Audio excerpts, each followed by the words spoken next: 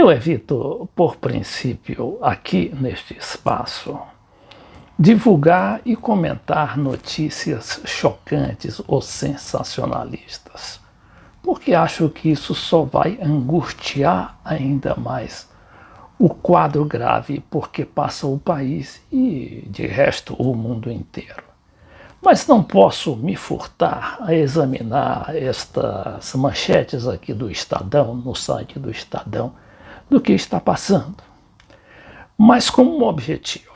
E esse objetivo é de levar a uma reflexão, por que o Brasil se encontra numa situação tão vulnerável? E eu acho que a principal razão disso foi o nosso abandono da tecnologia, não é? Da tecnologia tanto no aspecto sanitário, alimentar, comunicacional. Porque a gente vê outros países pequenos, eu cito Cuba, por exemplo, né, que agora está registrando a sua 6ª vacina. Ora, Cuba, um país pequeno, 10 vezes menor que o Brasil quase, e se dá o luxo de ter o menor nível de mortes e de afetados pela Covid-19. E por que Cuba procedeu dessa maneira? Claro, porque teve aqueles cuidados, não é, de fazer uma medicina e, além de uma medicina, toda uma estrutura de saúde para a prevenção. E, além do mais, não é, desenvolveu bastante tecnologia para enfrentar os problemas. Aí diz, não, vai para Cuba, mas a situação de Cuba em relação ao Brasil e a muitos outros países, inclusive os Estados Unidos, está bem melhor.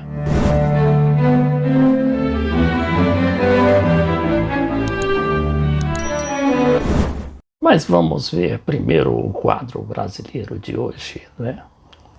E depois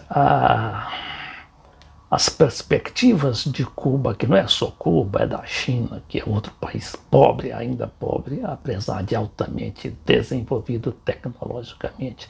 E o Irã, não é?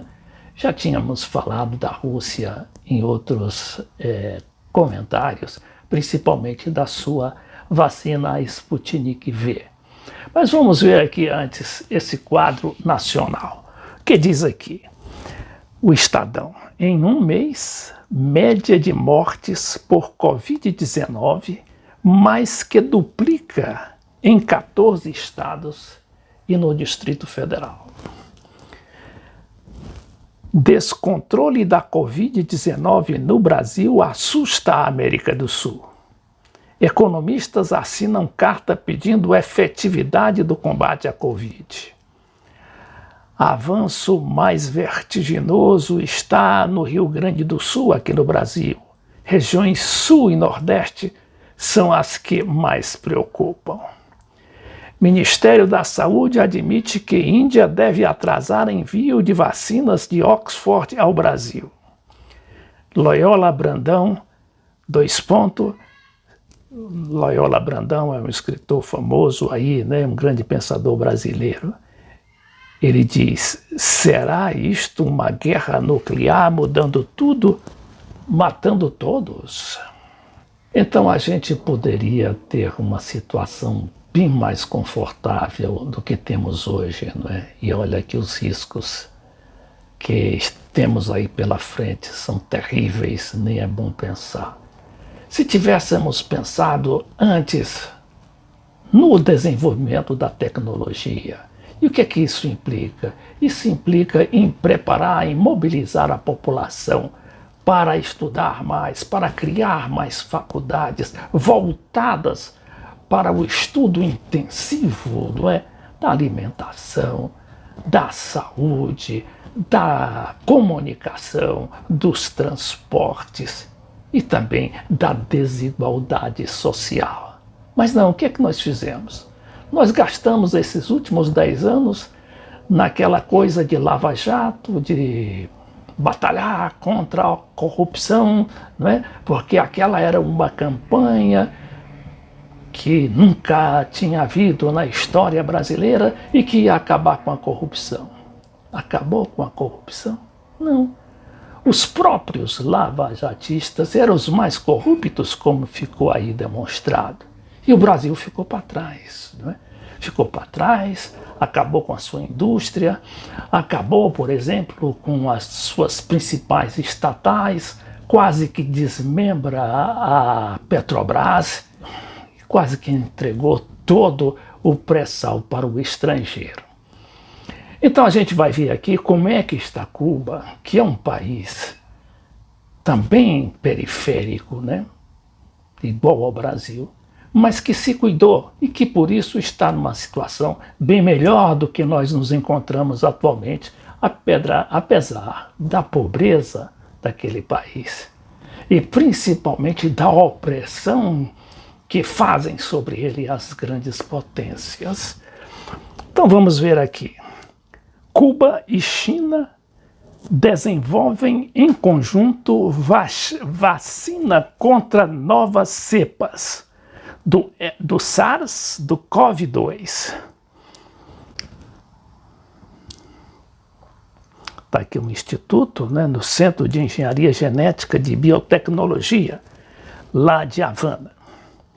Então diz que China e Cuba unem esforços para obter uma vacina denominada Pan-Corona, que seja efetiva frente a distintas cepas, ou seja, mutações, né, do coronavírus SARS-CoV-2 e prevenha a Covid-19, informou este domingo a Xinhua, que é a agência chinesa de notícias.